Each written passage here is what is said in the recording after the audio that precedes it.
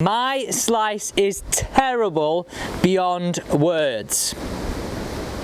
That is the message that I got from the winner, number 2, on Sunday Swings. Let's understand the wrist positions at the top of the backswing and what impact that has. That'll just feel different class. Yes, it's a pull, but that's the first stage. Welcome to video 2 of Sunday Swings. Remember, this is your chance to win a free swing analysis and drills to improve your game, as well as you asking directly for tips that are relevant to your game. I'm going to tell you exactly how you can take the place of Stu Mack. So let's get his swing up just to the side of me here. And remember, whatever I say about his swing, you can apply this to your game right now. So as you can see here, grip's pretty good at address. I want to be concentrating on this position at the top of the backswing.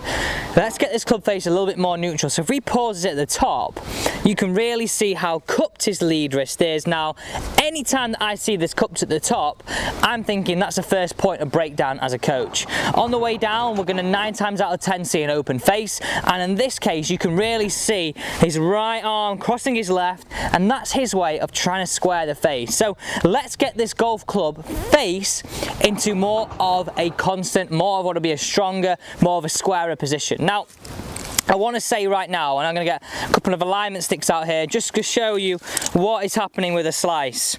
So we've got a golf ball down on the ground here. Let's say we're going to swing down the yellow, and the ball to target line would be straight here. Our face would be somewhere to the right of our ball to target line. I'm swinging down the yellow, but our face down the blue.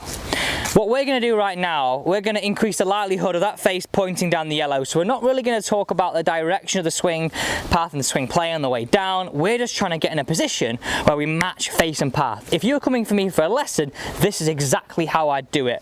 Let's get no curvature. Let's get you pulling the golf ball, because honestly, that strike will feel $1 million.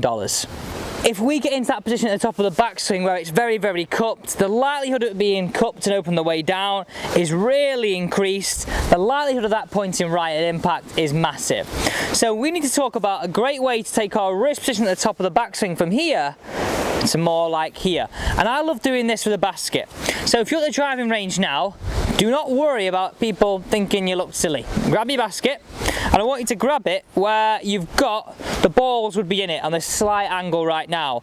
I want us to make a move to the top of the backswing where we really feel as though our lead wrist is nice and flat. Now, for a lot of people, they'll probably find this hard in terms of mobility. So if you're a senior golfer, just let that lead heel just pop up. Let's get just popping up. Let's check it to the top. As long as we're staying in posture, we're trying to feel that we take our wrist position from here to here. This is really what we're trying to understanding. So what I'd say to you right now is tip the balls over your shoulder. Don't tip the balls on top of your head. It's going to hurt. You're going to get a bruise. So let's not do that. Really nice and simple. Can we feel as though we tip the balls behind us, down and through? Really trying to get a feeling of this lead wrist going from this position, really cupped, to this position. Now, there are some elements that will happen.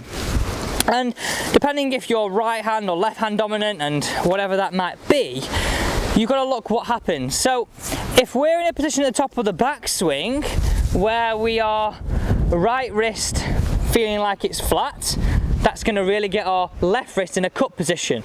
Let's flip these on the head.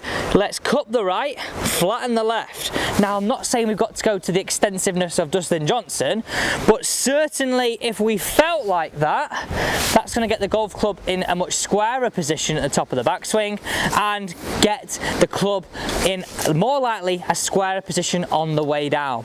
That's the way you've got to think about this. Square to square, not open to a bit of a lottery. That's not what we've got to feel. Now, you know what you're saying, Alex, well, my grip's going to stop me doing that. Well, I'm going to leave a link just up here, so do check out a grip video. That's a great way to hold a golf club. It's a separate topic, so make sure you go and check that out as well. So again, we're learning and we're looking to improve on the range. I would, if you're a senior golfer or you're a golfer of any ability, just take it to the top, lift the left heel up. Right, okay, well, that's not where I want to be. That's where I want to be. Back down to the ball, turn through. Get get a feeling of what is correct. Even better, if your friend or your golf mate can film you, or you've got a mirror behind you, you know what? I'd even say do this at home. And if you've not got much space, you can grip it down towards where the club head is. Do this exact same motion.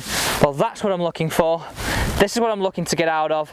This is nice and strong. This is nice and square. This is open.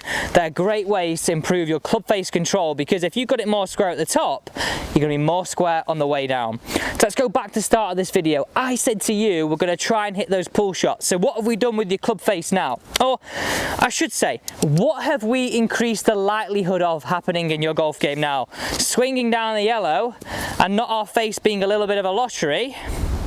Hopefully our blue line very much closely matching our yellow line, which is going to really change the way we strike the golf ball. It's going to feel like more solid contact, not glancing contact, and that is what we're after. So let's hit this one away. Really nice and simple. Stand over the golf ball, tip the balls over your shoulder, not on top of your head. This is what we've got to feel. Straight pull, but you know what? You can start to play with that. That's the first stage in stopping your slice.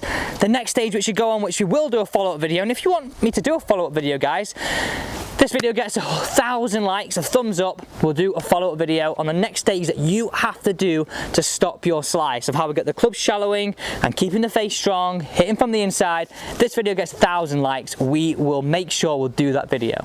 So I said at the start, how can you be in the chance of StuMac? How can you be in with the chance of winning a free swing analysis and drills to improve your game? So simple. Number one, hit that big red subscribe button. Join this team, join this family where we help you daily tips to improve your game.